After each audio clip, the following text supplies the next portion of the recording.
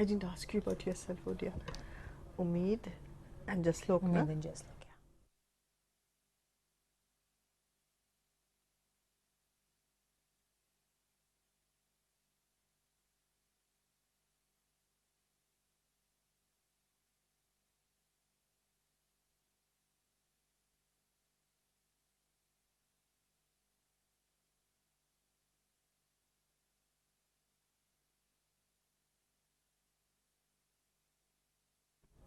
नमस्कार, आपको स्वागत है RCI की नवशिखर चैनल पे। आज हमारे साथ एक बहुत ही फेमस डेवलपमेंटल पीडियाट्रिशियन है। इनका नाम है डॉक्टर बिभा कृष्णमूर्ति। आपने बॉस्टन में चिल्ड्रंस हॉस्पिटल में डेवलपमेंटल पीडियाट्रिक्स की कोर्स किए हैं और वापस आके देश में इन्होंने अपना सेंटर शुरू किया, उसका नाम है उम्मीद, और जसलोक हॉस्पिटल में भी प्रैक्टिस करती हैं। और इनके जो सेंटर है उम्मीद, यहाँ पे all types of children with different types of disabilities are included in the program. They have a very parent involved program, very therapist involved program, and she will show you some clips from that as she goes on. So she's a very strong proponent in the field of autism spectrum disorders, but she also includes different types of disabilities in her caseload. So today she will be talking, among other things, about differential diagnosis, and I hand over the mic to you, to Dr. Vibha Krishnamurthy. Welcome to RCI. We'd like you to start. Thank you, Aloka. Good afternoon, everyone, and it's a pleasure to be here today talking to all of you. मैं चाहती हूँ कि जहाँ तक हो सके आप लोग मेरे इस प्रेजेंटेशन के बारे में सोचें अपने अपने जगह पे और हमें प्रश्न पूछें इसके बारे में.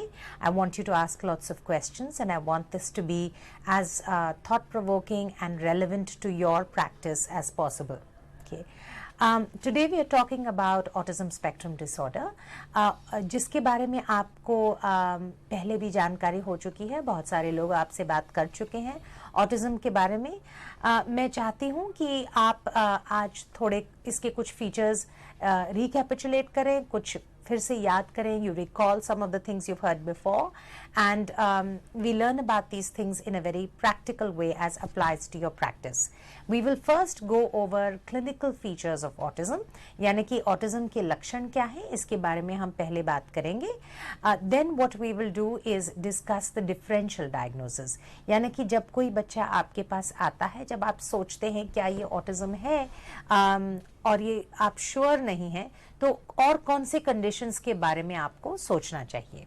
Okay, so we begin with autism spectrum disorder. Aloka, they can see this. Yes, right? they, Yeah. right. It's on the screen. Okay. Okay, so पहले मैं आपसे बात करना चाहूँगी एपिडेमियोलॉजी के बारे में. एपिडेमियोलॉजी यानी कि ऑटिज्म कितना ज़्यादा देखते हैं हम, हमारे देश में कितने लोग हैं ऑटिज्म के साथ. रिसेंटली जो यूनाइटेड स्टेट्स यानी कि in America and in other western countries, the prevalence figures यानी कि how common it is seems to be रफली 1 in 150. That is approximately 6 per 1000. यानी कि अगर हम 1000 लोग लें, if we take 1000 people, and most of these studies are done in the school age group to early adulthood, there are 6 per 1000 people. You can just imagine that means that almost all of us know an individual with autism. यानी कि हम सबको कोई ना कोई individual मालूम है जिसको autism है. अगर हम इस नंबर को हमारे देश में लगाएं कि इस नंबर को देख के हम अनुमान लगाएं कि हमारे देश में कितने लोग हैं जिनको ऑटिज्म है, तो लगभग 4 मिलियन यानी कि 4 मिलियन लोग हमारे देश में ऑटिज्म के साथ हैं. यानी कि ये बहुत ही ज़रूरी चीज़ है हमको इसके बारे में जानने के लिए. आजकल लगता है कि ऑटिज्म बहुत ज़्यादा हो गया है. अगर हम 10 साल पहले की या 20 साल पहले के स्टैटिस्टिक्स देखें तो हमें लगता है कि आजकल यानी कि 2000s में 10 गुना ज्यादा हो गया है. It seems to have increase 10 times in prevalence. Why is this happening? क्या ऑटिज्म की एपिडेमिक है? Is there an epidemic of autism? Suddenly लोग ऑटिज्म के बारे में क्यों बात कर रहे हैं? इतने सारे बच्चे क्यों दिख रहे हैं? इसका एग्जैक्ट आंसर हमें मालूम नहीं है. यानी कि क्या वास्तविकता में ऑटिज्म बढ़ गया है? क्या ऐसी बात है कि आप जैसे लोग, मेरे जैसे लोग अभी ऑटिज्म को ज्यादा रिकग्नाइज करने लगे हैं? Have we started recognising it more because of which we are seeing more of it? Right? There is a saying in English, the eye does not see what the mind does not know. यानी कि अगर अपने दिमाग को मालूम नहीं है तो वो चीज हमें दिखाई भी नहीं देगी. राइट? तो अभी लगता है कि सबको ऑटिज्म के बारे में जानकारी है. We know about it and so we see a lot more of it. This is certainly the case in my city where I come from, in Mumbai. और मैं देखती हूँ कि पिछले 10 साल से, जब से मैं मुंबई में आई हूँ, पहले साल जब मैं मुंबई में थी मैंने लगभग 50-60 बच्चे देखे जिनको ऑटिज्म है. लेकिन पिछले साल हमारे सेंटर में ही लगभग 150 नए बच्चे हमने डायग्नोज किए जिनको ऑटिज्म है. तो आप देख सकते हैं कि हमारे शहर में ही कितना बढ़ गया है. दूसरी बात ये कि ये लड़कों में ज्यादा दिखाई देती है. This is more common in boys, 4 गुना ज्यादा. यानी कि in boys it is 4 times more common than in girls. Okay, so let's first talk about a little boy called Ravi. Ravi 2 साल का लड़का है. He is a 2-year-old boy. उसके माँ बाप उसको आपके क्लिनिक में ला चुके हैं या they brought him to your centre for immunisations यानी कि वैक्सीनेशंस के लिए. Now they are worried because he is not talking. उसकी मम्मी बोलती हैं कि जब ये मेरे पेट में था मैं एकदम हेल्दी थी, मुझे कोई प्रॉब्लम नहीं हुआ था. Had no problems during delivery. His physical growth and his motor skills यानी कि उसका चलना बैठना सब सही, उम्र के अनुसार सब कुछ सही हुआ था. 1 साल की उम्र पे वो 2-3 शब्द इस्तेमाल कर रहा था. He was speaking a little bit at 1 year. But then he stopped using those words. Made less eye contact, यानी कि नजर नहीं मिलाता था. अपने माँ बाप के साथ और अपनी बहन के साथ इंटरैक्ट करने की यानी कि मेल झोल करने में उसको ज्यादा दिलचस्पी नहीं थी. बार बार एक ही वीडियो कैसेट देखता था, वही चीज बार बार करता था और दिन में कई बार उसके टैंट्रम्स होते थे यानी कि बहुत चिल्लाना रोना. जब उसकी डेली रूटीन जो थी, डेली शेड्यूल जो थी, वो किसी भी तरह से बिगड़ जाती या अलग हो जाती. राइट? रवि जैसे बच्चे आप पहले भी देख चुके हैं. तो इन बच्चों को हम ऑटिज्म, इस बच्चे को हम कहेंगे कि इसको ऑटिज्म है और ऑटिज्म के लक्षण इसमें दिखाई देते हैं. राइट? ये क्या लक्षण है? What is different about Ravi? इसके बारे में हम अभी बात करना चाह रहे हैं. Am I speaking too much in Hindi? No, you're doing fine. Okay. Do we need to check if anyone doesn't understand Hindi? Okay. We'll keep mixing the two. Okay. Okay. पहले हम बात करेंगे लैंग्वेज एंड कम्युनिकेशन के बारे में. पहली बात तो हम ये समझ जाएं कि कम्युनिकेशन, लैंग्वेज और स्पीच अलग अलग चीज है. जब हम लैंग्वेज एंड कम्युनिकेशन के बारे में बात करते हैं तो लैंग्वेज एंड कम्युनिकेशन यानी कि भाषा, the broader context of communication, कि हम दूसरे को अपनी बात कैसे समझाते हैं. अगर हम स्पीच के बारे में सोचें तो speech is one part of language and communication. Speech is one of the ways with which we communicate with other people. How else do we communicate with people? We use body language, जैसे कि मैं अपना हाथ इस्तेमाल कर रही हूँ, मैं अपने फेस का एक्सप्रेशन इस्तेमाल कर रही हूँ कि मेरे शक्ल पे क्या हो रहा है. मैं आपकी तरफ मुड़ती हूँ तो आप जानते हैं कि मैं आपके साथ बात करना चाहती हूँ. आप मेरी तरफ देख के नॉड करते हैं, सर हिलाते हैं, तो मैं जानती हूँ कि आप मेरे बात समझ रहे हैं. तो ये नॉन वर्बल कम्युनिकेशन जो है यानी कि बिन स्पीच को इस्तेमाल किए, बिन बोलती को इस्तेमाल किए बिना जो हमारी भाषा है वो भी भाषा की एक बहुत ही जरूरी हिस्सा है. यानी कि communication is very important from a verbal and a non verbal perspective. Most children with autism acquire language late यानी कि दे स्पीक लेट. जिन बच्चों को ऑटिज्म है वो देर से बोलते हैं. लेकिन ये ही नहीं, उनकी जो बॉडी लैंग्वेज है और जेस्चर्स है, जैसे कि आप सोचते हैं कि किस उम्र पे बच्चे दूसरे लोगों से कम्युनिकेट करना शुरू करते हैं? 6 महीने पे बच्चे कहते हैं मुझे उठाओ, अपना हाथ ऊपर करते हैं। या तो फिर 9-10 महीने का बच्चा अपनी उंगली से बताता है मम्मी वो देखो, दिखाता है ऐसे, फिर नहीं करता है। जब माँ उसको खाना देती है तो सर हिलाता है कि मुझे नहीं खाना है। ये जो चीजें हैं, जो है, जो जेस्चर्स हैं, बॉडी लैंग्वेज जो है, ऑटिस्टिक बच्चे कम इस्तेमाल करते हैं, ये ज्यादा नहीं इस्तेमाल करते हैं। जब वो बोलना शुरू करते हैं तो उनकी भाषा भी थोड़ी अलग सी रहती है। फॉर एग्जाम्पल, कई बारी ऑटिस्टिक बच्चे मैं और तुम को उल्टा कर देते हैं। Instead of saying you I want water, they might say you want water. तो इस प्रकार से वो they reverse pronouns. They also have difficulty using language in a conversational sense, यानी कि भाषा तो अपनी जरूरतें पूरी करने के लिए शुरू कर देते हैं, जैसे कि मुझे पानी चाहिए या मुझे खाना चाहिए, मुझे बाहर जाना है। लेकिन बातचीत के लिए, जैसे मैं आपसे मुड़ के बात करना चाहती हूँ, अरे कितना सुंदर ड्रेस पहना है आपने, मम्मी देखो मैंने ये बनाया है, ये सारी चीजें जो बच्चे बात करते हैं कॉन्वर्जेशन के तौर से, इसमें उनको मुश्किल रहता है।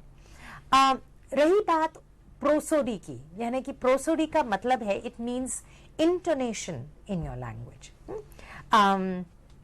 फॉर एग्जाम्पल, इफ आई से Aloka gave me that pen, उनके हाथ में पेन है तो मैं बोलना चाहती हूँ Aloka gave me that pen. So supposing I lay emphasis on different words, अगर मैंने बोला Aloka gave me that pen, यानी कि आलोका ने मुझे वो पेन दिया और किसी ने नहीं, right? Aloka gave me that pen, उन्होंने मुझे पेन दे दिया और कुछ नहीं, right? Third could be Aloka gave me the pen, यानी कि किसी और को नहीं दिया, मुझे दिया। तो मेरे वॉइस का जो एम्फेसिस जो है, जो जोर में लगाती हूँ अलग अलग शब्दों पे, उस हिसाब से मेरा मतलब ही बदल जाता है, right? My meaning changes depending upon how I use my intonation and my voice, right? In children with autism, this intonation is something that is difficult for them. They often speak in a flat tone of voice or monotonous tone of voice. यानी कि उनकी बातचीत में उबड़ खाबड़ कम रहती है, जरा फ्लैट सी आवाज रहती है। कभी उनकी इंटोनेशन अजीब भी रहती है, हाई पिच्ड या लो पिच्ड रहती है। और इस अनयूजुअल वॉइस क्वालिटी को हम ऑड प्रोसोडी बोलते हैं। Last thing that I want to talk to you about is echolalia. Echo का मतलब Hindi word for echo? I don't know. जैसे जब हम आवाज गूंजती जब हम किसी पर्वत में जाके जोर से बोलते हैं तो हमारी आवाज वापस आती है, उसको एको बोलते हैं। तो ऑटिस्टिक बच्चों में ये आदत है अक्सर कि वो आपकी बात दोहराते हैं। तो अगर आप पूछते हैं हेलो बेटा क्या नाम है, तो बोलेंगे क्या नाम है, राइट? आप ही के इंटोनेशन और आप ही की आवाज में वो वही चीज बोलते हैं। इसको इमीडिएट एकोलेलिया बोलते हैं। कई बारी इन बच्चों में डिलेड एकोलेलिया, यानी कि वही बात जो उन्हें पहले ही सुनी है, what they have heard before, they try to say it again, but it may be appropriate in context. For example, मेरे कमरे में एक बच्चा आता है जिसका नाम सिद्धांत है, और सिद्धांत जब मेरे कमरे में 10-15 मिनट बैठ जाता है तो वो बोर हो जाता है, तो वो उठ के खड़ा होके बोलता है सिद्धांत से bye bye to Vibha aunty, Siddhant से bye bye to Vibha aunty, क्योंकि वो जानता है कि जब मेरी मम्मी ये बोलती हैं तो मुझे मेरा जाने का टाइम हो जाता है। तो इसको हम डिलेड एकोलेलिया बोलते हैं। जो बात उन्होंने पहले ही सुनी हुई है वो सही कॉन्टेक्स्ट में उसको इस्तेमाल करते हैं, यानी कि वही बात दोहराते हैं। कई बार ये डिलेड एकोलेलिया टीचर की बातें हो सकती हैं, सब लोग जाके लाइन में बैठ जाओ, सब लोग जाके खड़े हो जाओ, ये दोहराते हैं। या तो फिर एडवर्टाइजमेंट दोहराते हैं जो उन्होंने टीवी पे सुना है, they say repeat that at home. So this sort of using scripts और memorised pieces of language is another thing that is odd about their communication. Okay, so these are the differences in communication in children with autism. Okay, next we come to sociability, यानी कि mail जोल की जो शक्ति रहती है इन बच्चों की। कई लोग बोलते हैं कि ऑटिज्म में this is the crux of the issue, कि इसी वजह से What is the difference between sociability and socialization? Okay, I am talking about sociability in the broader context of As an social ability. understanding. Yeah, social understanding, Okay. if you will. So maybe I should call it social understanding. Okay. Part of that is social skills. Okay. Okay. So social understanding, and which reflects in social skills of these children. Right यानी कि सामाजिक समझ जो रहती है, उनकी सामाजिक बातों की जो समझ रहती है, उसमें तकलीफ होने की वजह से they are not able to have social skills और interactive skills which are appropriate, right? Is that different from adaptive behavior? It is different from adaptive behavior. It impacts adaptive behavior, Okay. but it is different from adaptive behavior.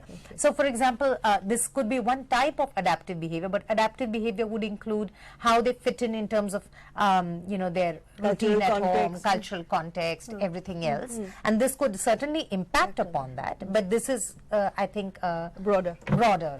context of socialization. मैं एक theory के बारे में बात करना चाहती हूँ जो शायद आपको थोड़ा एडवांस्ड लगे, लेकिन मेरे ख्याल से हम सब ये समझ सकते हैं और इसको समझने से हमें कुछ इंसाइट मिलेगा. We will understand individuals with autism better. इसको थ्योरी ऑफ माइंड कहते हैं.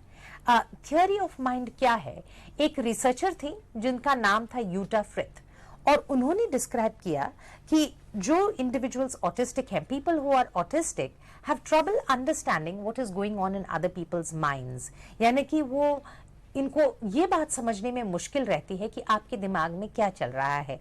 जैसे ये प्रोग्राम शुरू होने से पहले मैंने आलोका जी को बताया कि मुझे बहुत तकलीफ हो रही है ये प्रोग्राम करने में, क्योंकि जब भी मैं लेक्चर देती हूँ तो मैं दूसरे लोगों को देख के अनुमान लगाती हूँ कि क्या ये लेक्चर समझ रहे हैं, क्या ये इनके लिए बहुत बोरिंग है, क्या उनको इसमें दिलचस्पी है कि नहीं, और उस हिसाब से या तो मैं कोई जोक सुनाती हूँ या तो कोई एनेक्डोट सुनाती हूँ या अपना टोन बदलती हूँ या I may change my language. So I vary a lot depending upon what I think you are thinking, right? So I change my behavior depending upon what you are thinking. Individuals with autism have a hard time understanding what you are thinking, right? She did an experiment where she called two people, Sally और Anne थे, दो जन. Sally को autism था, Anne को autism नहीं था. तो मैंने, रिसर्चर ने एक टॉफी लेके एक डब्बे के अंदर डाला और सैली और एन को पूछा, देखो मैं ये टॉफी डब्बे के अंदर डाल रही हूँ. फिर मैंने एन को बाहर भेजा, कमरे के बाहर. एन को ऑटिज्म नहीं है, मैंने उसको कमरे के बाहर भेजा. फिर सैली के सामने मैंने टॉफी डब्बे से निकाला और एक टोकरी में डाल दिया.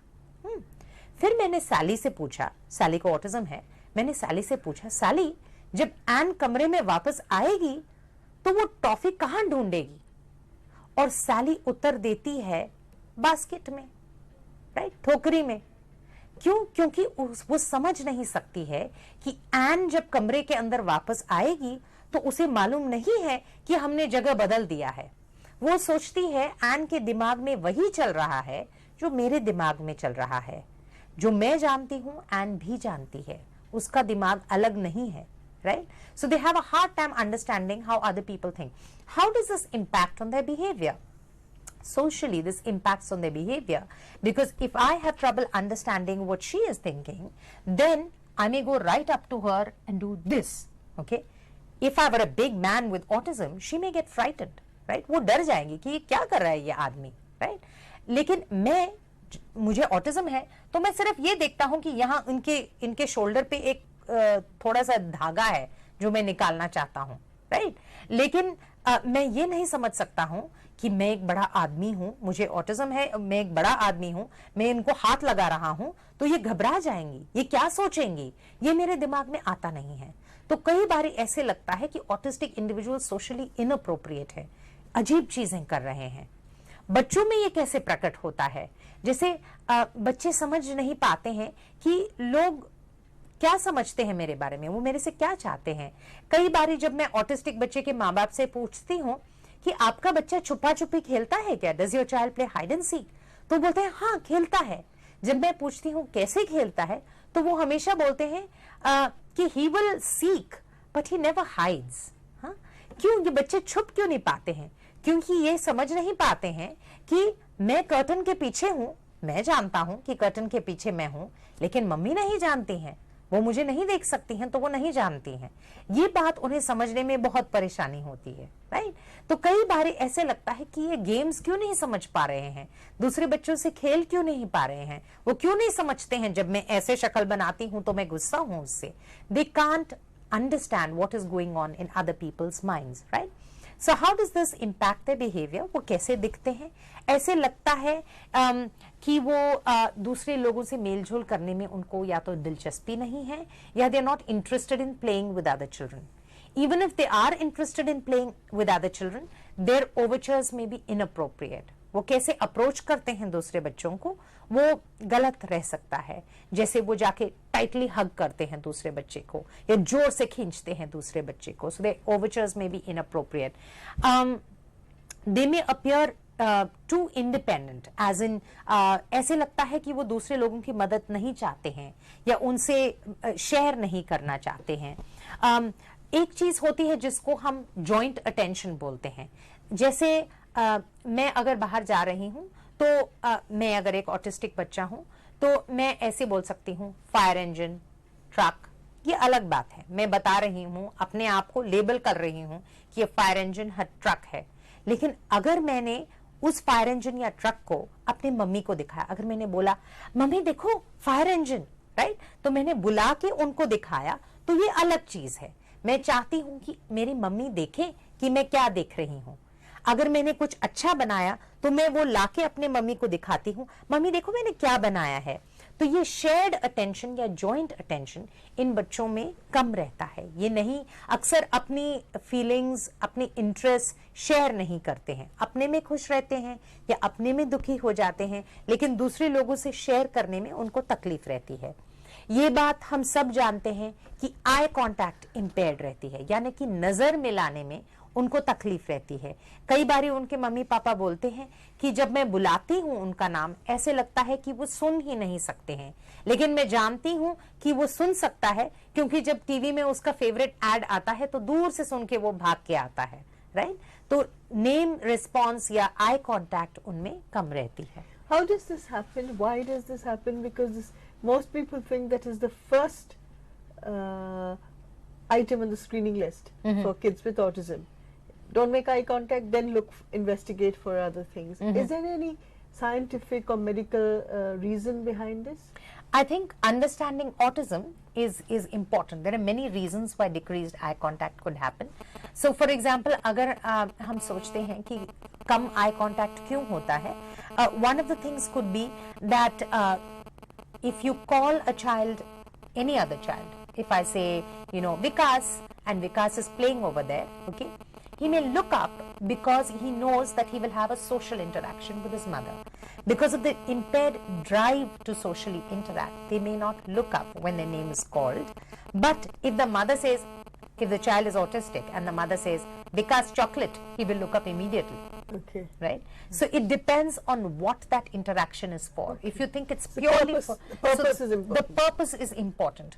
The other reason that many adults with autism, Asperger's particularly, बहुत सारे बड़े लोग हैं जो अभी अपने ऑटिस्टिक एक्सपीरियंस के बारे में बात करते हैं। जैसे टेम्पल ग्रैंडन करके एक फेमस ऑटिस्टिक इंडिविजुअल है जो किताबें लिख चुके हैं अपने एक्सपीरियंस के बारे में। वो बोलते हैं कि उनको वो सेंसरी एक्सपीरियंस बहुत ज्यादा पड़ जाता है। It's overwhelming for them to make eye contact and listen.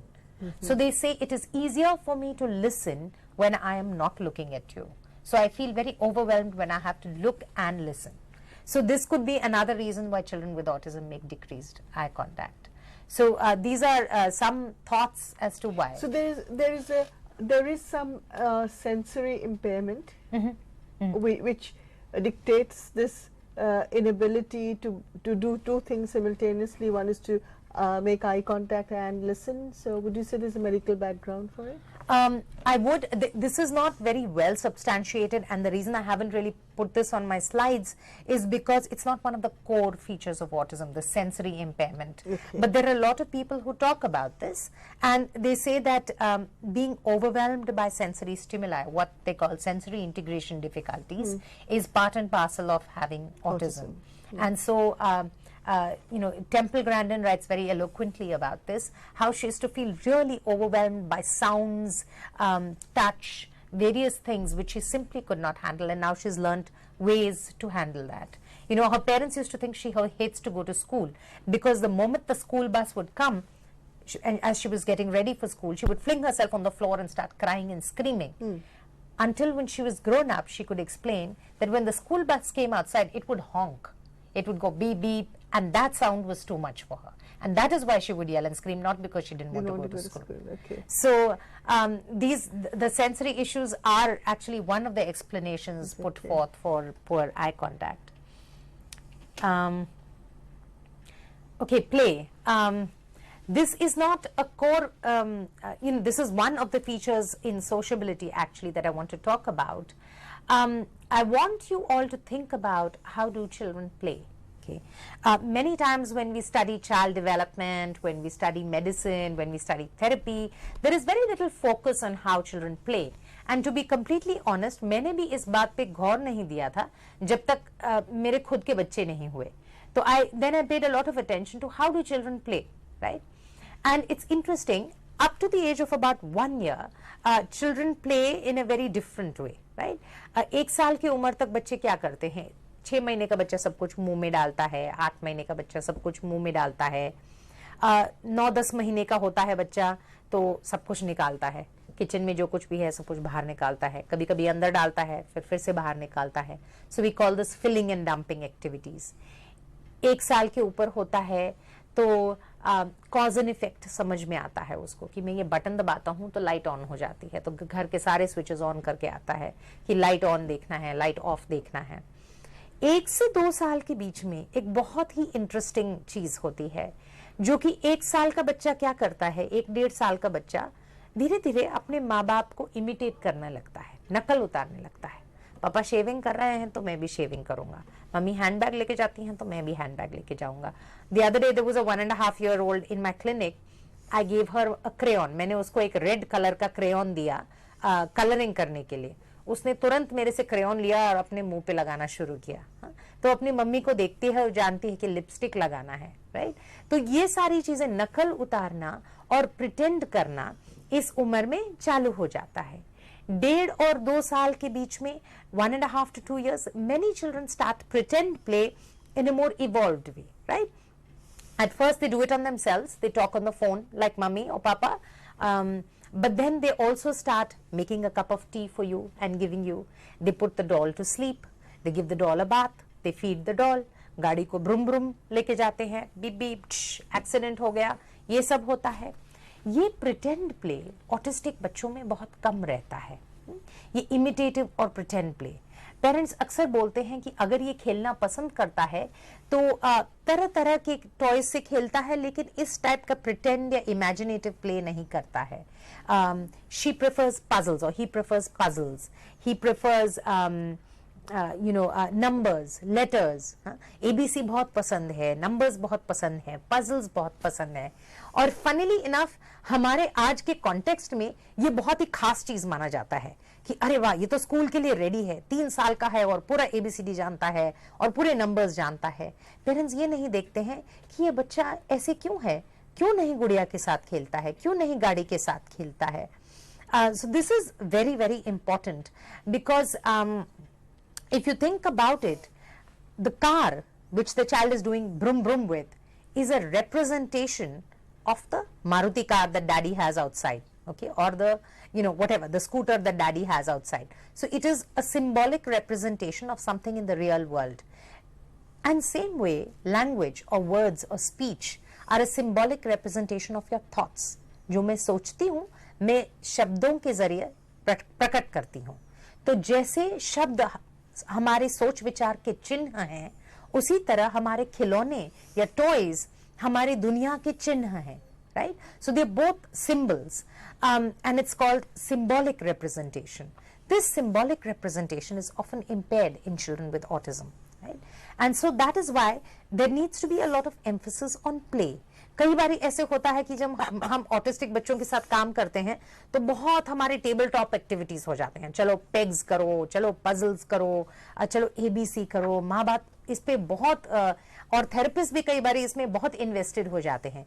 It is important to remember that language and play go hand in hand. If you want the child to develop language, you have to focus on play. You have to focus on symbolic play. In addition to that, there are aspects of play which are social skill related, which are turn taking related. Symbolic play को जरा आप थोड़ी सी और विस्तारित रूप से बताएंगे, because you said that, you know, okay, we are talking, yes, we generally tend to do, you know, puzzles and towers and blocks and stuff like that, and triangles and slots, but what you are saying that the Brum Brum car represents a symbol of what is reality outside. How does one initiate that one? How does one arrange for that, even on a tabletop? I would say one needs to create opportunities for that, first of all. You know, very often parents don't even think of buying these toys. And you don't even need to buy them. You can even make them at home. You can do simple things. For example, you can, you know, like a toy telephone is not difficult to get, right? And you can present that to the child and say, hello, Vikas, there's a call for you. Papa ka call hai. Okay, and the child takes it and he realizes, oh, she's telling me to imitate this. You move on to the next stage where you actually encourage the child to use something that is not actually look like a phone, but he can use as a phone. That's the next stage. Okay. So, so you work with him through these stages. The most important thing is to introduce the whole element of imitating and then pretending, right? So first encourage the child to imitate. So what you are doing, you encourage him to imitate. Look, Papa's shaving, can I put some shaving cream on you? Look, Mommy's combing her hair, do you want to comb your hair? So you get him to imitate those things first, and then you give him something to do it symbolically with, right? First on himself, and then on somebody else, okay? So first you are talking on the phone, then give Dolly the phone, maybe she can talk, right? So it evolves in stages, and I think parents need to know these stages, and parents need to know what the child is ready for, and create opportunities for them to do it. कई बार parents बोलते हैं, नहीं लड़का है तो मैंने गुड़िया दिया ही नहीं उसको कभी, right? But even boys are interested in dolls. It's a symbolic play that they need to indulge in. And okay, even if you don't want to give him a doll, give him a car, okay? Give him a plate and tell him this is a steering wheel, right? So you can do many things to encourage a symbolic play. It doesn't have to be fancy toys. It doesn't have to be, you know, gender appropriate, but it can be anything to introduce that. Okay, the last thing we're going to talk about in autism diagnosis is that we are going to talk about the rigidity and the perseveration. We're going to talk about the fact that children with autism have a need for sameness. Okay, वो same चीज़ बार बार पसंद करते हैं, चाहे वो उनका routine हो. वो चाहते हैं कि रोज मैं इतने बजे उठूं, उठने के बाद हमेशा दांत ब्रश करना है, हमेशा दूध पीना है, दूध मेरे को इसी ग्लास में चाहिए, और उसके बाजू में यही मेरे को अपना खिचड़ी चाहिए उसके साथ में, और इसी बोल में चाहिए. तो कई बारी वो बहुत रूटीन के पाबंद रहते हैं. इसके अलावा वो चाहते हैं कि कुछ चीजें एक ही तरह अरेंज हो. जैसे कई बारी वो एक के बाद एक अपने टॉयज लगाते हैं, या एक के ऊपर एक चीजों को स्टैक करते हैं, और अगर उस ऑर्डर को डिस्टर्ब किया जाए वो बहुत अपसेट हो जाते हैं, राइट? कुछ बच्चे ऐसे रहते हैं जिनके मोटर स्टीरियोटिपीज रहते हैं, यानी कि वो अपने हाथ ऐसे ऐसे फ्लैप करते हैं, या चीजों को स्पिन करते हैं, घुमाते हैं, कुछ भी हाथ में आया उसको घुमाया, घूमती हुई चीजों से फैसिनेटेड हैं, उसको देखते रहते हैं, जैसे ऊपर पंखा है उसको देखते रह गए, तो एक ही चीज से वो फैसिनेटेड रहते हैं, राइट? ये चीज जो है, एरिया ऑफ इंटरेस्ट या फैसिनेशन जो है, ये बदल सकती है. कई बारे बच्चे होते हैं जो शुरू में स्पिनिंग करते हैं, फिर किसी और चीज से या टैपिंग करना शुरू करते हैं, या किसी और चीज में उनकी इंटरेस्ट बदल जाती है. कुछ हायर फंक्शनिंग बच्चे हैं जिनको किसी मोटर स्टीरियोटिपी नहीं रहती, लेकिन किसी खास एरिया में उनको इंटरेस्ट है. जैसे मैं तरह तरह के इंटरेस्ट देख चुकी हूँ. कुछ ऐसे बच्चे हैं who are fascinated by snakes. There is one child I know who's completely fascinated by snakes. There is one child I know who's completely fascinated by mythology. You ask him anything about Ramayana and Mahabharata, he knows everything. There are some children who are fascinated by vehicles. This is a very, very common area of obsession, the interest in transport. Okay, many children with autism fascinated by trains, fascinated by cars, fascinated by aeroplanes, and they will know everything and anything about it. So this special area of interest is often there in these children. Parents often ask me, why is he so particular? Why does he need his routine like this? वो क्यों चाहता है कि हम हर बारी ऐसे ही करें? एक माँ थी जिसने बताया मुझे कि वो एक दिन घर के बाहर निकले और वो और उनके हस्बैंड और उनका बच्चा जोर जोर से रोने लग गया. On the road he started crying and creating a tantrum, and they just couldn't figure out why he was so upset. And after about 5-10 minutes, they realized that usually his mother walks on his right and his father walks on his left. And this particular day, they had reversed. His mother was on his left and his father was on his right, and he was extremely upset. The moment they switched places, he became much happier. So why do they have this need for sameness? Nobody knows the answer to that, really. But one of the ideas or one of the thoughts is that if you were in a foreign country where you didn't speak the language, आप अपनी बात समझा नहीं सकते, दूसरों की बात आपको समझ में नहीं आ रही है, उनके gestures भी अलग हैं. When you say this, they don't understand what you're saying. They don't understand that you want water. Or when you say this, they don't understand that you want food. It would be a very confusing place to live in. And if you lived in this confusing place, it would be very, very reassuring if you knew that at 8 o'clock you always get served breakfast, and that at 12 o'clock you always get served lunch. At 9 o'clock a bus always comes to pick you up to take you out. So that routine, that structure and that regularity is very reassuring for children with autism, right? So they find reassurance in the fact that things are predictable and the same, which is why when we talk about intervention, we talk about structure and, you know, visual structure particularly.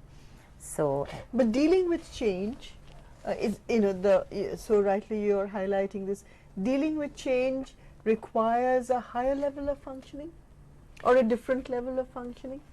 Not exactly, because I think many high functioning individuals also with autism have a lot of trouble dealing with change. Okay. So it's not related to cognitive level actually. I have a little boy in my practice now who's 3, who is in the autistic spectrum. He actually has Asperger's. He has excellent language skills, very high functioning, doing really well academically.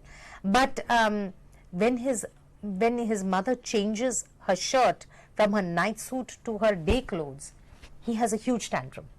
When they switch from, you know, playing one particular activity to switching to another activity, he has a huge tantrum. So we had to introduce things like visual structures and visual schedules for him so that he could also understand that these are transitions.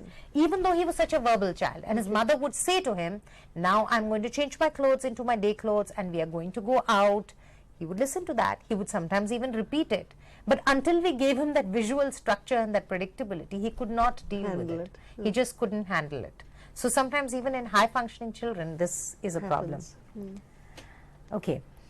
One thing about intellectual ability, I just want to talk about the fact that cognition or intelligence is not a defining feature of autism. Yani ki autism or mental retardation are not the same thing. They're different things. They can overlap. Okay. Recent studies are looking more at 30 to 50%, more like 30% in terms of the overlap between autism and mental retardation.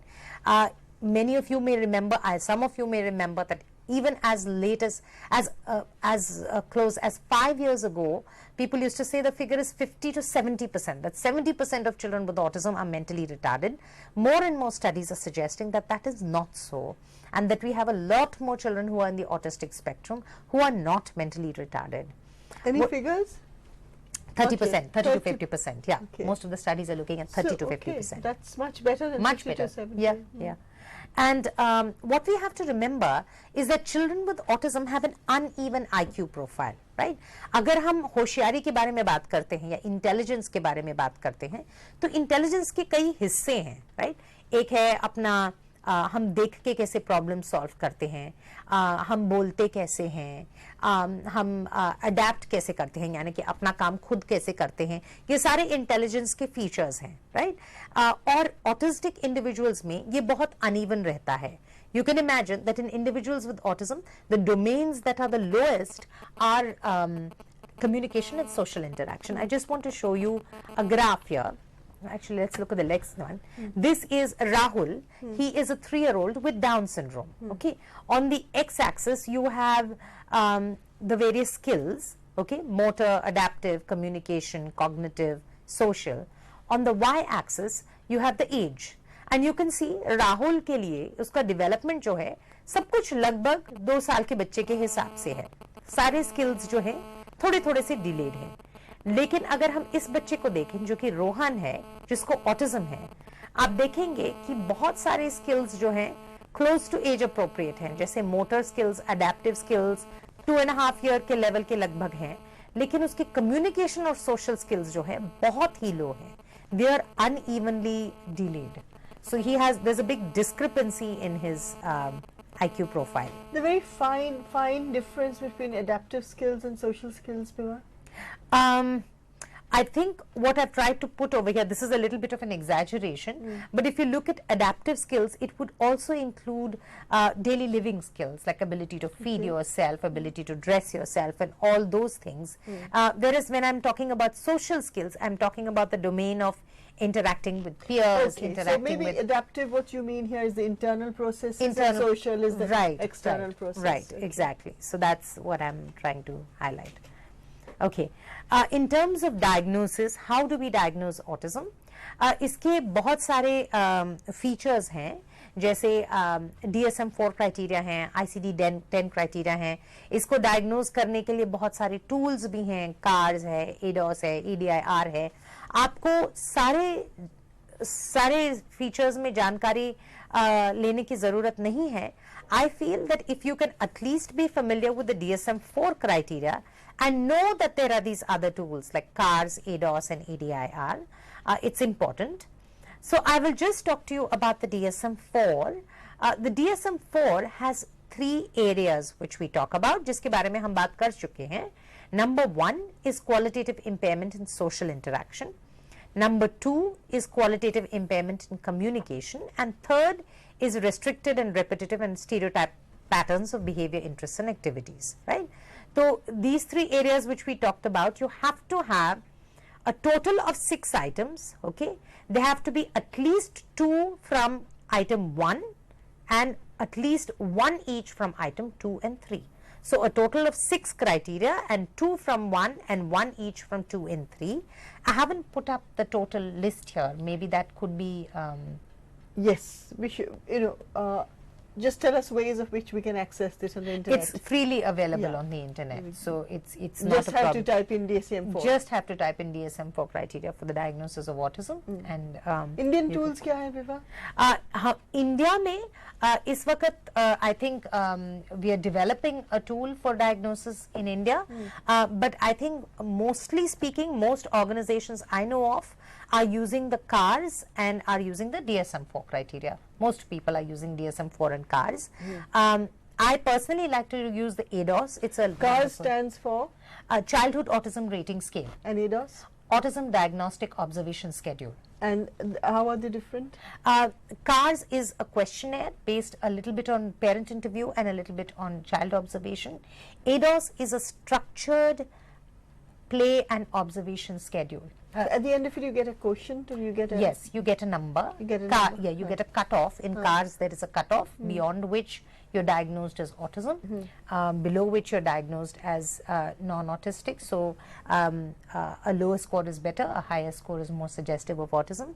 In ADOS, it's the same thing. You also have, you either meet criteria for ASD, that is autistic spectrum disorder, or autism, autistic disorder. There are 2 categories in ADOS. You can meet either What one. is the of them. difference between the 2 criteria? Basically the difference between meeting full criteria for autism or having some features but not all the features of That's autism. the spectrum. That's the spectrum. The spectrum has a range, Right, right. and We're going to talk to about okay, the spectrum. Great, great. Yeah. Sorry. Yeah. So that is the DSM-4 criteria. You have to remember that according to the DSM-4, at least one of these features has to be present before the age of 3 years, right? And the last criteria is that it should not be better accounted for by Rett's disorder or childhood disintegrative disorder. I'm not going into the details of that because we're coming to that later, right? I won't talk about this right now. I just want to talk about the spectrum. I just want to show you these 2 cases. Okay, so Rashid is a 3-year-old boy whose parents are concerned about his speech delays. He has about 70 words but does not talk in sentences. Although it's difficult to make eye contact with him, he likes being around children. He does not seem interested in toys except for the toy telephone on which he pretends to talk. He is affectionate with his parents and shows no repetitive behaviors. So I'll just pause for a few seconds for you to read this. Shall I just go over it in Rashid Hindi? is a 3-year-old boy whose parents are concerned about his speech delays. He has about 70 words but does not talk in sentences. So he just picks out the words? Yeah, he just says words. Unconnected? He doesn't put them together to say Okay. want water or let's go out. Although it is difficult to make eye contact with him, he likes being around children, not adults, prefers children. He doesn't mind adults, but he prefers children. Prefers children. Yeah. He does not seem interested in toys except for the toy telephone, interesting, on which he pretends to talk. Okay, so he likes to make some kind of communication. Some kind of. He is affectionate with his parents and shows no repetitive behaviors. So I deliberately put up a case like this because, as you all might have been thinking right now, he has some features but not some features, right? What are the things that concern you? Let's think about that. One thing that concerns you, he's 3 years old and he has only 70 words. By 3 years, most kids have hundreds of words. Okay. He does not talk in sentences. Most kids start talking in sentences by the age of 2. By the age of 3, he should definitely be using 3-word sentences. He should be saying, I want water, let's go out, मुझे खाना चाहिए, घर कब आओगे. Okay, so he should be speaking in 3-word sentences. So language is delayed, number 1. Number 2, let's look at the social skills. Eye contact is difficult. He likes being around other children, but we haven't talked about whether he can play with other children. Does he initiate play with them? Does he know how to play a game of ball? Does he play cricket? Can he play hide and seek? All these things children of 3 should be able to do, which incidentally Rashid was not able to do. He would just run around when other children came, but he didn't seem to know how to play with them. He is not very interested in toys, but एक ही toy telephone है जिसको वो लेके बार-बार उस पे करता है. But there are no repetitive behaviors, and he is affectionate with his parents. So I think he meets some criteria, but he doesn't meet the 3rd criteria for DSM-4. You remember this one, see the 3rd criteria, which says restricted, repetitive and stereotype patterns of behavior and interests and activities. So he doesn't have that. So Rashid has some features but not all features of autism. So Rashid, I would say, definitely has what we call PDD-NOS or autism spectrum disorder, right? PDD-NOS, pervasive. Yeah, pervasive developmental disorder, not otherwise specified. This is confusing. There's a lot of terminology that's different, but what you can remember is that ASD is the same as PDD or pervasive developmental disorder. Pervasive developmental disorder just means the entire autism spectrum. If you don't meet all the criteria for autism, you're called pervasive developmental disorder NOS, which means not otherwise specified. So you haven't specified that it is autism or Asperger's, but you have just said that this is PDD NOS or in the spectrum. So other than autism and Asperger's, is there anything else in PDD? Inclusive? Where would you put Rett's? Yeah, technically Rett's is still there, Okay. but they are thinking apparently in the next revision of DSM-4 to remove it, because Rett's has now been identified as a known genetic condition for which the genetic marker has been found. So it is something that we can clinch the diagnosis by literally a medical test. For autism, there's no genetic. There isn't a genetic test right now. Okay. Okay. So, okay. So just the 2. Just the 2. At this point of time, I would say let's just focus on these 2. And anything that doesn't fit in that would be PDD-NOS. So next case we have is Kanika, who's a 10-year-old girl. You've seen her since she was a small baby, and now her parents have brought her to you because she seems depressed. You've always noticed that she was a little odd, especially with respect to her speech, which is a little monotonous. Flat hai uski awaaz. And poor social conversation. Her parents have often remarked that she is very obsessively interested in aeroplanes. but you've never really been worried because academically she's doing all right. उसके exams में ठीक number आते हैं, पढ़ाई में ठीक है, she's been in good health.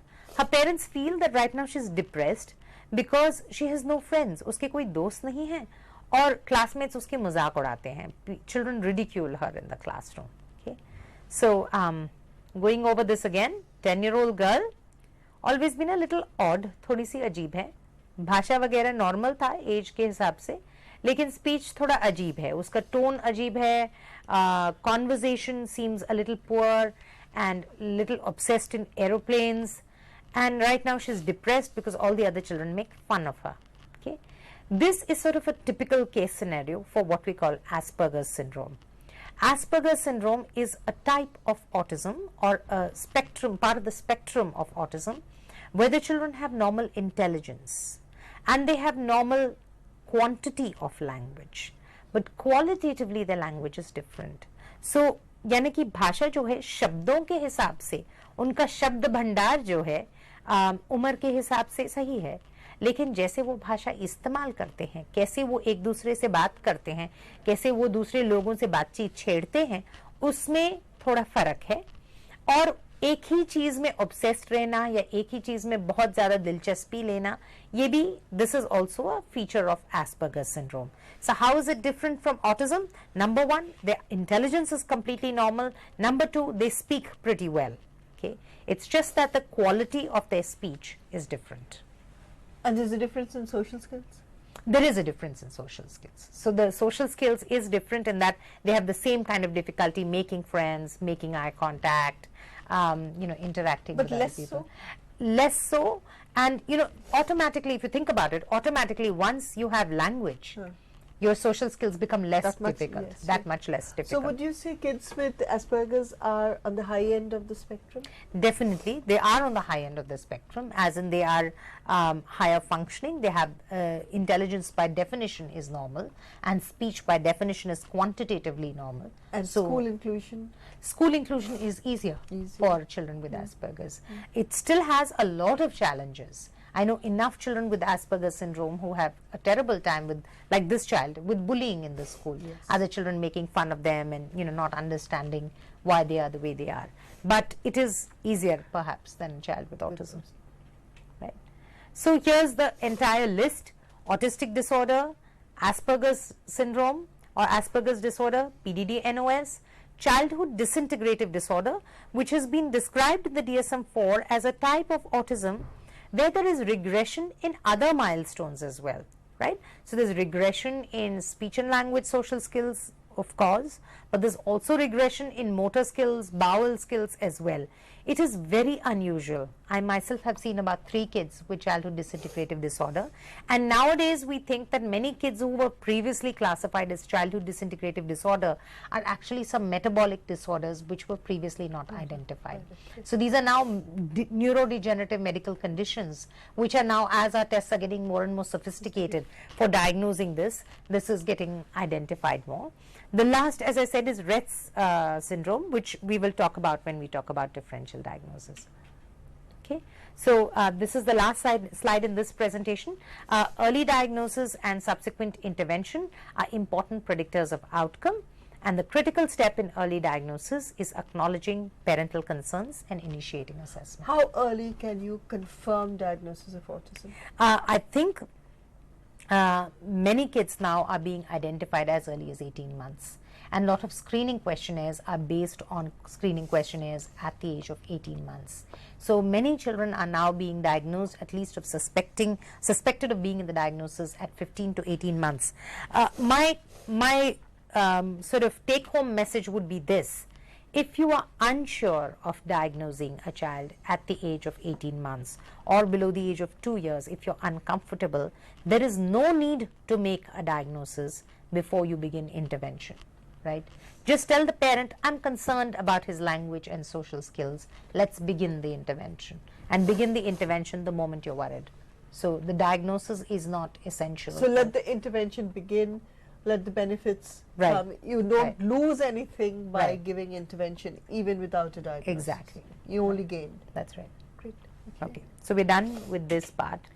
we move on So to now we're going to the second. अब दूसरे भाग में जा रहे हैं. इसके नाम है स्क्रीन में आए. First slide. one sec, I'll just go to the other presentation.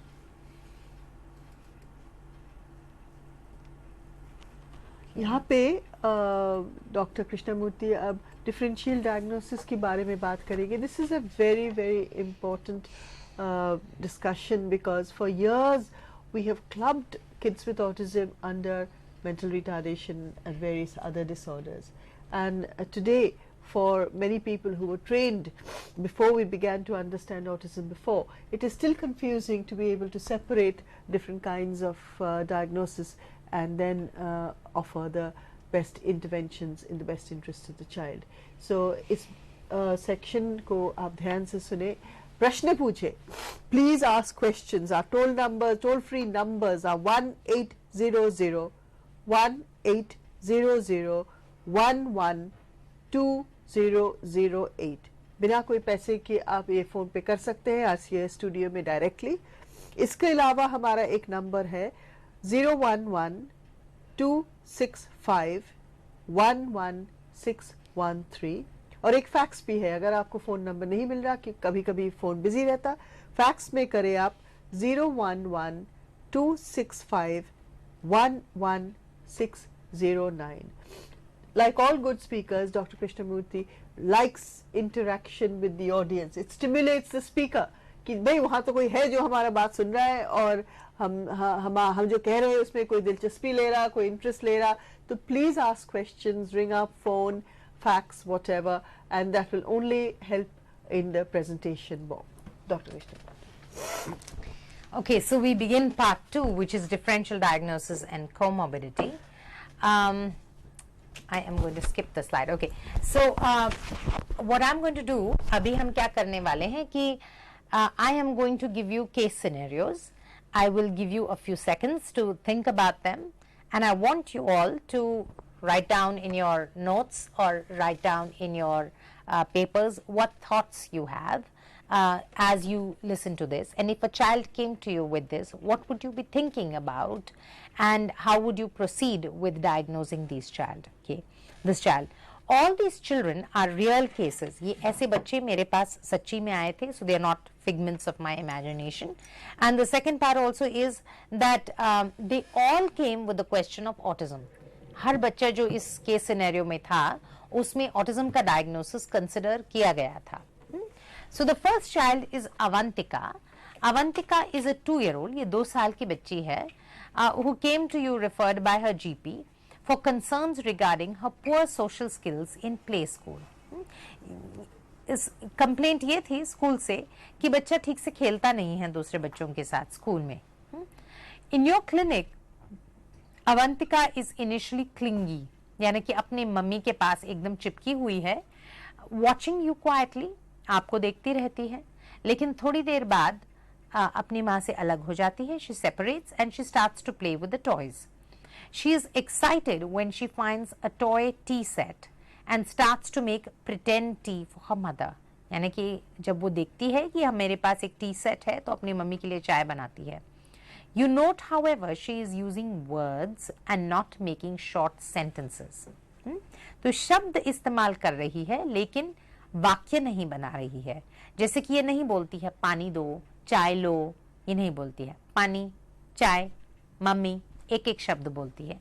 And this is confirmed bye her mother. आप उसकी मम्मी से बोलते हैं ऐसे ही बोलती है, तो मम्मी कहती है हाँ ऐसे ही बोलती है. और बात करने से मालूम पड़ता है कि अवंतिका के मम्मी पापा में कोई रिश्तेदारी नहीं थी, प्रेगनेंसी डिलीवरी नॉर्मल था, कोई ईयर के इन्फेक्शंस नहीं थे उसके. वो 20 महीने की उम्र पर शब्द इस्तेमाल करने लगी और अब 2 साल की उम्र पर उसके 10 शब्द हैं. अगर आपने बोला कि ये मम्मी को दे दो तो बिना इशारे के वो समझ नहीं पाती है. आपने ऐसे बोला कि मम्मी को दे दो, आपने इशारे से बताया मम्मी को दे दो, तो फिर वो मम्मी को देती है. लेकिन हाथ ऐसे रख के अगर आपने बोला मम्मी को दे दो तो वो नहीं समझती है. अगर आपने उससे पूछा कि शरीर के हिस्से बताओ, आंख कहाँ है, नाक कहाँ है, where your eyes, where's your nose, she is able to follow that and she points to her nose and her eyes, right? So the first question is this, are you worried about Avantika? क्या अवंतिका के बारे में आपको कोई फिक्र है, या इसकी मम्मी को आप बोलेंगे कुछ सब कुछ ठीक है, आप घर जाओ, सब कुछ एकदम ठीक ठाक है? आप सोचिए इसके बारे में एक सेकंड। और मैंने जब अवंतिका को देखा तो मुझे लगा कि मुझे अवंतिका के बारे में फिक्र है। I am worried about Avantika. क्यों?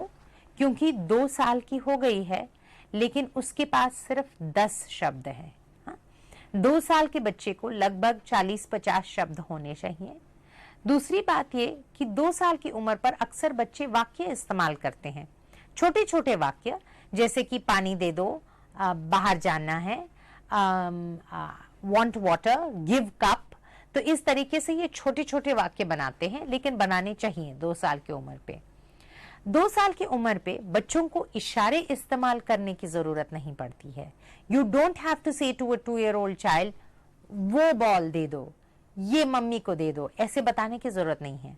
अगर आप सिर्फ 2 साल के बच्चे को बोलेंगे बॉल उठा के लाओ, मम्मी को ग्लास दे दो, तो वो कर पाते हैं। तो अवंतिका को इशारे की जरूरत क्यों है? यानी कि बातचीत के बोलने में और समझने में दोनों में अवंतिका को तकलीफ हो रही है, राइट? दूसरी बात ये, क्या हमें अवंतिका के बारे में ऑटिज्म का फिक्र है? Are we worried about autism? Autism का एक हिस्सा तो सही है अवंतिका में कि उसकी भाषा देर से शुरू हुई है, कम बोलती है, दिस इज ट्रू। लेकिन देखिए, अवंतिका खेलती है खिलौने के साथ, आपकी तरफ देखती है, खेलती है खिलौने के साथ, झूठ मूठ का खेल खेलती है, she has pretend and imaginative play, so that doesn't go with the diagnosis of autism, right? So you're thinking, yes, Avantika's language is delayed, but she doesn't sound like she has autism. What is the first thing that you will do in a child with language delay? You have to test the child's hearing, okay? When you test Avantika's hearing, जब आपने audiometry किया तो अवंतिका को deafness था, उसको हल्के रूप से सुनने में तकलीफ था, जिसकी वजह से वो थोड़ा थोड़ा बोल रही थी लेकिन पूरी तरह से बोल समझ नहीं पा रही थी, राइट? सो इसीलिए अवंतिका का डायग्नोसिस हियरिंग लॉस था। तो differential diagnosis number 1 is hearing loss और सेंसरी इम्पेयरमेंट। सेंसरी इम्पेयरमेंट यानी कि सुनने या देखने में तकलीफ, राइट? ये कई बारी ऑटिज्म से कंफ्यूज हो जाता है, क्योंकि लोग सोचते हैं कि बच्चा बोलता नहीं है तो शायद ऑटिज्म है, लेकिन बच्चा अगर इशारे इस्तेमाल कर रहा है, दूसरे लोगों से सही तरीके से मेलजोल कर रहा है, तो शायद वो ऑटिस्टिक नहीं है।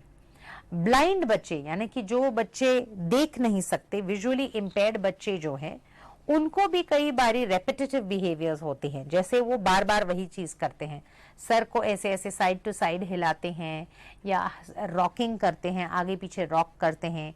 इस प्रकार के बिहेवियर्स जो हैं विजुअली इम्पेयर्ड चिल्ड्रन यानी कि ब्लाइंड चिल्ड्रन में कॉमन है। लेकिन ये जरूरी नहीं है कि उनको ऑटिज्म है, राइट? ऑब्वियसली ब्लाइंड बच्चे कई बारी नजर नहीं मिलाते हैं, राइट?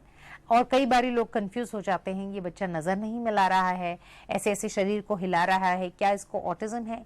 लेकिन अगर उसकी बातचीत सही है, वो मेलझोल करना चाहता है, खेलना चाहता है आपके साथ, तो शायद इसका ऑटिज्म डायग्नोसिस नहीं है। कई बारी ऑटिज्म के साथ साथ विजुअल इम्पेयरमेंट या हियरिंग इम्पेयरमेंट हो सकता है, राइट? जैसे कि कंजेनिटल रूबेला सिंड्रोम है, जिसके लिए हम MMR वैक्सीन देते हैं, उसमें कई बारी विजुअल इम्पेयरमेंट और हियरिंग इम्पेयरमेंट हो सकता है ऑटिज्म के साथ, तो ये याद रखना जरूरी है। नेक्स्ट केस, एक 4 साल 10 महीने का लड़का है, 4.5-year-old बॉय, जो लोग बोलते हैं कि स्कूल में इसकी परफॉर्मेंस बहुत पुअर है, ध्यान नहीं देता है, नर्सरी राइम याद नहीं रहती उसको, लिखना बराबर नहीं आता है।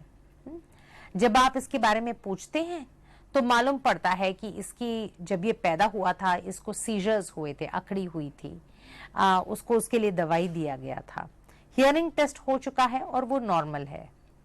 अभी आप उसको देखते हैं तो वो कम बोलता है। जब आप पूछते हैं बर्थडे में क्या किया, अब 5 साल का लड़का जब आप पूछते हैं कि आपने अपने बर्थडे में क्या किया, तो वो बोलता है कि मेरे बर्थडे में मेरे फ्रेंड्स आए थे, मैंने पार्टी किया था, ये गेम्स खेले थे। लेकिन ये लड़का बोलता है चॉकलेट केक। 2 शब्द का आंसर देता है। जब आप उसको इंस्ट्रक्शंस देते हैं, आप बोलते हैं बेटा पेंसिल उठा के टेबल पे रखो, फिर मम्मी के पास जाके बैठ जाओ, तो वो नहीं कर पाता है। 2 स्टेप इंस्ट्रक्शंस नहीं कर पाता है। वो क्लमजी लगता है, एक टांग पे लंगड़ी नहीं कर पाता है। उसकी ड्राइंग भी अपने उम्र के बच्चे के हिसाब से नहीं है। वो बहुत जिद्दी भी है। जब उसको कोई चीज आती नहीं है तो वो चीज फेंकने लग जाता है। He starts throwing things, right? So here is a child whose language is delayed, who has delays in fine motor skills, right? And he also has delays in gross motor skills, right? उसके चलने फिरने में, हाथ के काम में और भाषा में, तीनों चीज में डिलेज है, राइट? इस बच्चे को क्या तकलीफ है? क्या इसको ऑटिज्म हो सकता है? हाँ, सुनने में तो लगता है कि शायद ऑटिज्म हो सकता है, लेकिन जब इस बच्चे को गौर से देखा गया तो मालूम पड़ा कि इसके मेल झोल में कोई तकलीफ नहीं है। He can make friends easily. हालांकि वो सही तरीके से बोल नहीं सकता, तो अपने उम्र के बच्चों के साथ खेल नहीं सकता, तो अपने से छोटे उम्र के बच्चों के साथ खेल पाता है। बात करने की कोशिश करता है, राइट? रेपिटेटिव नहीं है, बार बार वही चीज नहीं करता है। तो ऑटिज्म की वो 2 क्राइटेरिया, यानी कि रेपिटेटिव बिहेवियर्स और सोशल इंटरैक्शन में उसको कोई तकलीफ नहीं है, राइट?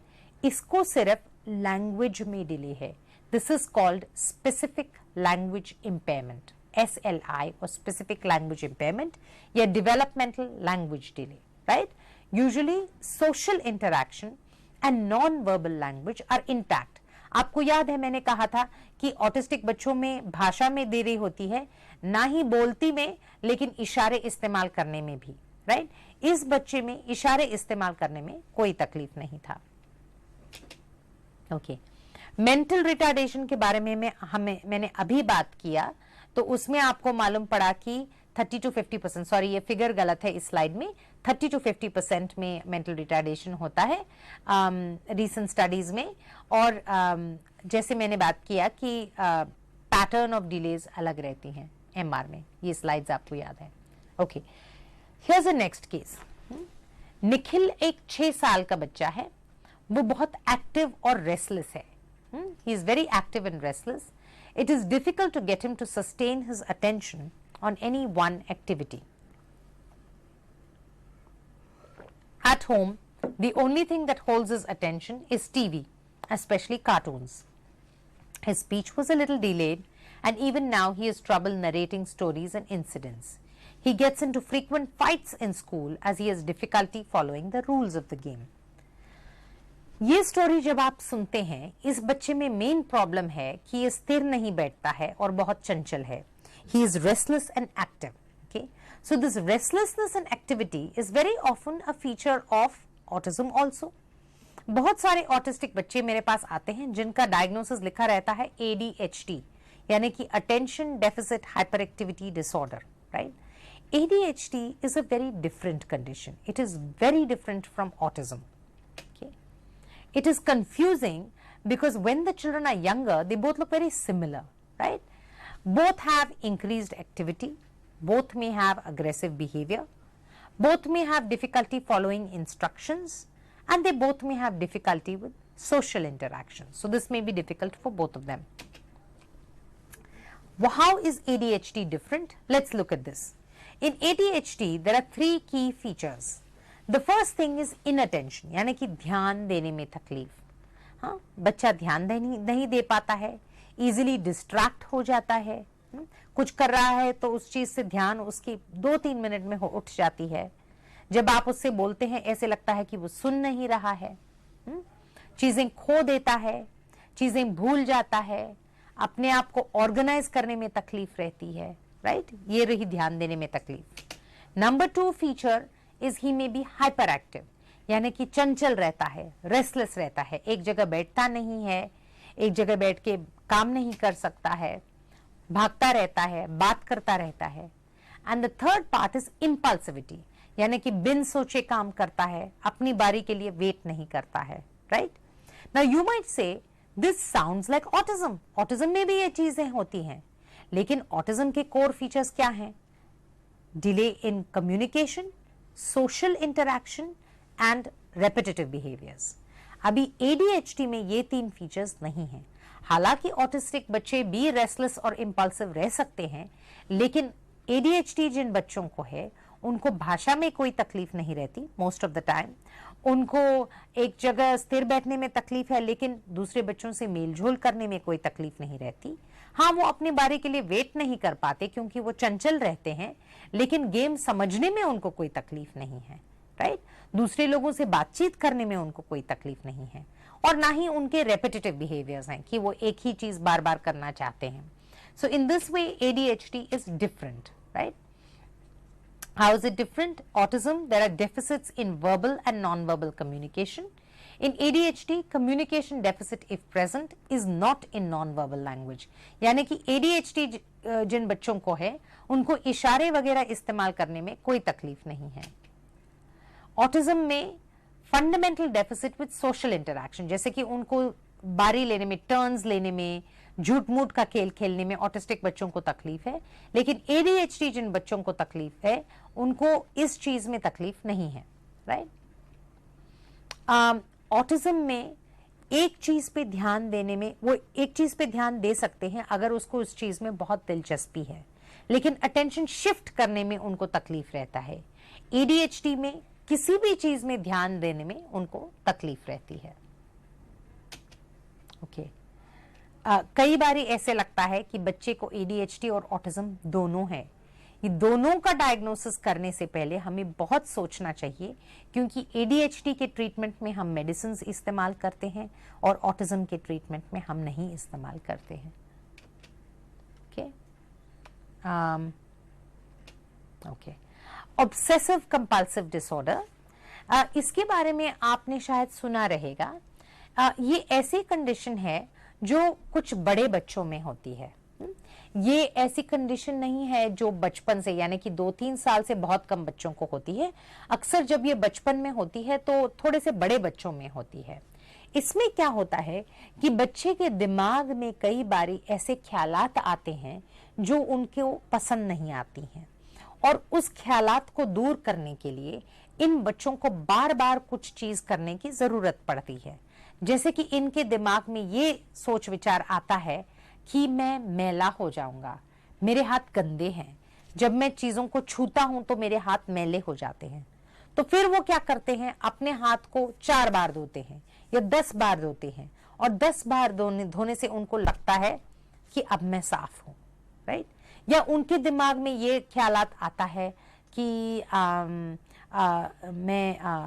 मेरे घर के अंदर कोई आ जाएगा, या कोई आदमी मेरे घर के अंदर आके सबको मार डालेगा, राइट। फिर उस ख्यालात को दूर करने के लिए वो हर चीज को 2-2 बारी छूते हैं, 2 बारी टेबल को, 2 बारी डेस्क को, 2 बारी ग्लास को। तो उनको लगता है कि ये करने से वो आदमी नहीं आएगा अंदर, और उनके अंदर जो एंजाइटी है, जो घबराहट है, वो कम हो जाती है। ये एक किस्म का एंजाइटी डिसऑर्डर है, इसका ऑटिज्म से कोई ताल्लुक नहीं है। ऑब्सेसिव कंपल्सिव डिसऑर्डर जो है कई बारी ओल्डर बच्चों में होती है, बड़े बच्चों में होती है, and it is not something that is associated with any communication problems और सोशल इंटरैक्शन प्रॉब्लम्स। इन बच्चों को मेल झोल में और बातचीत में कोई भी तकलीफ नहीं रहती है, as opposed to children with autism. So just because they do the same thing over and over again, we don't have to diagnose them with autism. They are very different from children with autism. Okay. Schizophrenia. Schizophrenia एक psychiatric condition है जो कई बारी बड़े लोगों में होती है, यानी कि 20 साल के ऊपर लोगों में होती है। Sometimes, very rarely, it occurs in younger children. इस कंडीशन में डिल्यूजन्स और हेलुसिनेशंस होती हैं, यानी कि जो चीज सच नहीं है उसमें विश्वास करना, या जो चीज मौजूद नहीं है ये विश्वास करना कि वो चीज है, जैसे कोई चीज सामने दिखाई देना, या कान के अंदर कुछ आवाजें सुनाई देना, या दिमाग के अंदर आवाजें सुनाई देना, इस बात का विश्वास करना कि सब लोग मुझे मार डालना चाहते हैं। तो इस प्रकार के वहम जो है, इस प्रकार के जो फॉल्स बिलीफ्स जो हैं इन बच्चों में या इन बड़े लोगों में रहती है। ये चीज जो है कम से कम 6 महीने के लिए होने चाहिए। ये बच्चे अक्सर इन बच्चों को कम्युनिकेशन में यानी कि बातचीत में कोई तकलीफ नहीं रहती है, और सोशल इंटरैक्शन भी स्किज़ोफ्रेनिया के सिम्टम्स शुरू होने से पहले उनको सोशल इंटरैक्शन में इतनी तकलीफ नहीं रहती है। तो ये काफी अलग चीज है, और कई बारी ऑटिस्टिक बच्चे रॉन्गली डायग्नोज हो जाते हैं स्किज़ोफ्रेनिया करके। This is a very different condition. Okay, here is something interesting. There is a little girl called Pallavi. Pallavi is a 6-year-old girl who is completely non-verbal in school. ये बच्ची जो है बिल्कुल school में बोलती नहीं है, अपना मुंह बिल्कुल खोलती नहीं है स्कूल में, एकदम चुपचाप शांत बैठती है। उसके टीचर्स बोलते हैं कि हमने उसे बोलते हुए कभी भी नहीं सुना है। We have never heard her speak. And at lunch break, she sits alone, away from other children. यानी कि जब उसका लंच ब्रेक होता है तो वो दूसरे बच्चों से अलग बैठती है। लेकिन उसके माँ बाप क्या बोलते हैं? उसके माँ बाप बोलते हैं कि घर में ये एकदम नॉर्मल है, बातचीत करती है, दूसरे लोगों से मेल जोल करती है, घर के सदस्यों के साथ खेलती है, अपने चचेरे भाइयों और बहनों के साथ खेलती है, घर के दोस्तों के साथ खेलती है। जब वो आपसे मिलने आती है तो आपको चुपचाप देखती है, लेकिन एक भी शब्द नहीं बोलती है। जब आप उससे कुछ प्रश्न बोलते हैं तो बिल्कुल उत्तर नहीं देती है। लेकिन जब आप उसको ड्राइंग करने को बोलते हैं, या पजल करने को बोलते हैं, या खिलौने के साथ खेलने को बोलते हैं, तो वो बड़ी खुशी से आराम से करती है। इस बच्चे को क्या तकलीफ है, राइट? क्या उसको ऑटिज्म है? अगर हम टीचर की बात सुने तो ऐसे लगता है कि हाँ शायद हो सकता है, लेकिन अगर हम माँ बाप की बात सुने तो ऐसे लगता है कि इसको बिल्कुल भी ऑटिज्म नहीं है। ऐसे बच्चे कई बार दिखाई देते हैं जिनका बिहेवियर स्कूल में और घर में बहुत ही अलग रहता है। स्कूल में वो एकदम चुपचाप एकांत में और दूसरे लोगों से मेलजोल किए बिना रहते हैं, लेकिन घर में वो बिल्कुल अलग दिखते हैं, एकदम नॉर्मल दिखते हैं। ऐसे बच्चे जो हैं इनको ऑटिज्म की शिकायत नहीं है। इनको एक कंडीशन है जिसको हम सिलेक्टिव म्यूटिज्म बोलते हैं। ओके,